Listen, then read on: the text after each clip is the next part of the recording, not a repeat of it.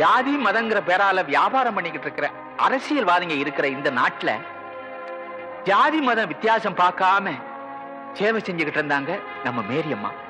இன்னைக்கு நம்ம நாடு இருக்கிற சூழ்நிலையில அவங்க நம்மளையெல்லாம் விட்டு பிரிஞ்சு போனது பெரிய இழப்பு. அம்மான்னு வாய் விட்டு அற முடியாத நிலைமைக்கு ஆளாக்கிட்டாள் அந்த சிஸ்டர். மூணாவது மனுஷனாட்ட ஊரோடு ஒருத்தர் வேடிக்கை பார்க்க நிலைமைக்கு ஆளாயிட்டுமே. இருந்தாலும் ஒரு வகையில் நீ கொடுத்து வச்சோம்ப்பா. உனக்கு எப்பேற்பட்ட தாய் கிடைச்சிருக்கா பாத்தியா? உனக்கு துரோகம் செஞ்சிட்டாலும் இந்த ஊர் உலகமே பார்த்து பெருமைப்படுற அளவுக்கு தான் அவங்க வாழ்ந்திருக்காங்க. உன்னை பிரிஞ்சு இந்த நிலைமைக்கு அவங்க ஆளானதுக்கு அவங்க வாழ்க்கையில என்ன பிரச்சனையோ, யார் காரணமோ,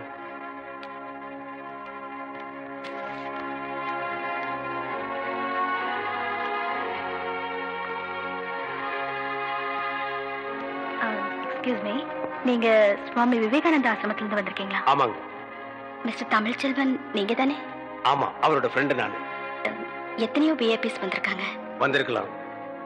அவங்களுக்கெல்லாம் கிடைக்காத பெருமை முக்கியத்துவம் மேரியம்மா உங்களுக்கு கொடுத்துருக்காங்க. இல்ல, ஐ மீன், நீங்க ஒரு ஹிந்துவா இருந்தாலும் உங்களைத்தான் தன்னோட இறுதி ஊர்வலத்துல சிலுவை தூக்கிட்டு வரணும்னு சொல்லிருக்காங்க. ஆமா, அந்த அளவுக்கு அன்பு மரியாதையும் உங்களுக்கு கொடுக்கணும்னா அதை பத்தி நீங்க என்ன நினைக்கிறீங்க?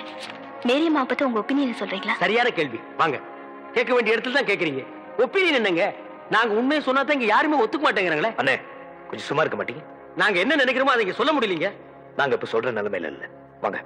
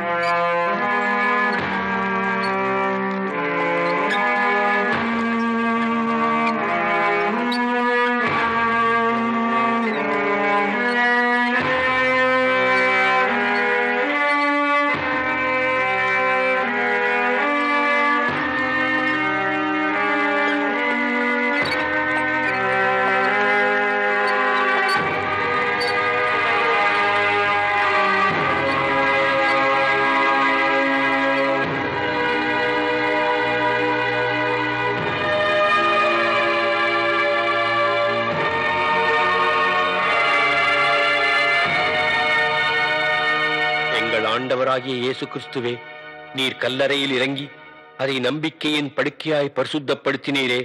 உயிர்த்தெழுதலும் ஜீவனுமாயிருக்கும் உம்மிலே இந்த சகோதரி இளைப்பாறுகிறார் என்று நாங்கள் நம்புகிறபடியே இவருடைய சரீரத்துக்கு இக்கல்லறையை இளைப்பாறும் இடமாக்குவதற்கு உம்மை வேண்டிக் கொள்கிறோம்.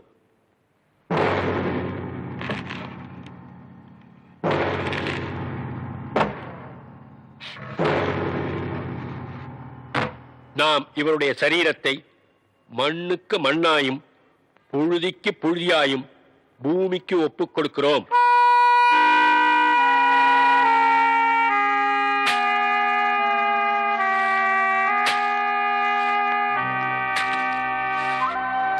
தமிழ், இந்த பாரு, எவனோ வந்து மண்ணள்ளி போட்டு போறான்.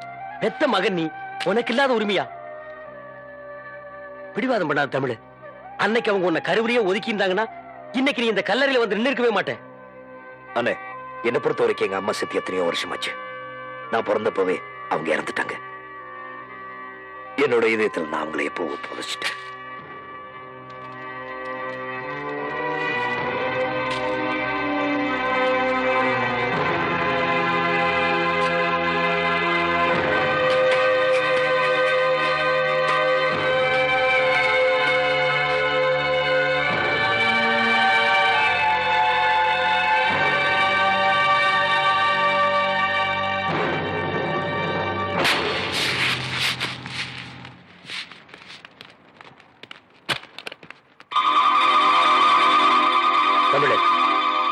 சிஸ்டர் முறைக்கிறது.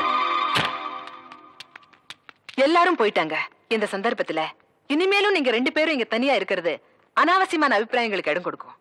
ஏற்கனவே நீங்க பேசின பேச்சுல ஆசிரமத்துக்குள்ளேயே தேவையில்லாத குழப்பங்கள் எல்லாம் ஏற்பட்டிருக்கு. இதுக்கு மேலும் நான் உங்ககிட்ட சொல்லிக்கிட்டு இருக்க மாட்டேன். சீக்கிரம் கிளம்புற வழியை பாருங்க.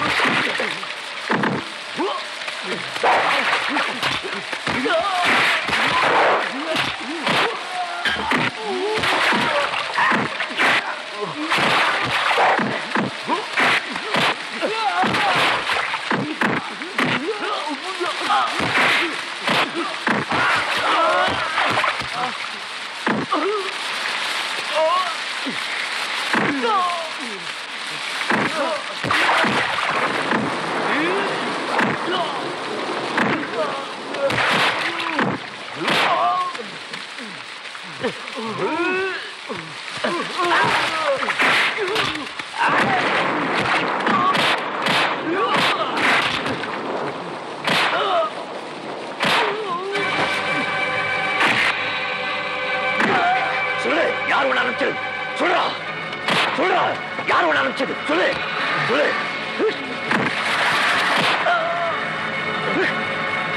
சொல்றா, சொல்றா, யார் உன்னை அனுப்பிச்சது? சொல்லு,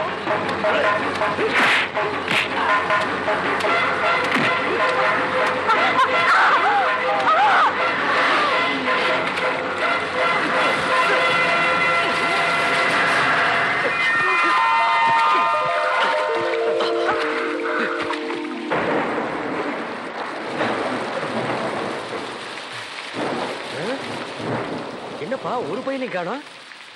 அண்ணே, எல்லாரும் போனதுக்கு அப்புறம் நாம மட்டும் தனியா இருக்கோம்னு நினைச்சா நமக்கு பின்னாடி ஒரு பெரிய கும்பலே இருந்திருக்கு. அவங்க அதுல நீயும் இருந்திருக்க. நீ என்ன காப்பாத்திருக்க, அதனால உன் மேல எனக்கு சந்தேகம் இல்லை. நீ யாரு, எதுக்காக என்ன காப்பாத்துன? நான் இந்த ஊருக்கு வந்து 6 மாசத்துக்கு மேலாச்சு மேரி அம்மாவோட வாழ்க்கை வரலாறு எழுதுறதுக்கு. இந்த 6 மாசத்துல அவங்களோட நெருங்கி பழகுற வாய்ப்பு எனக்கு கிடைச்சிச்சு.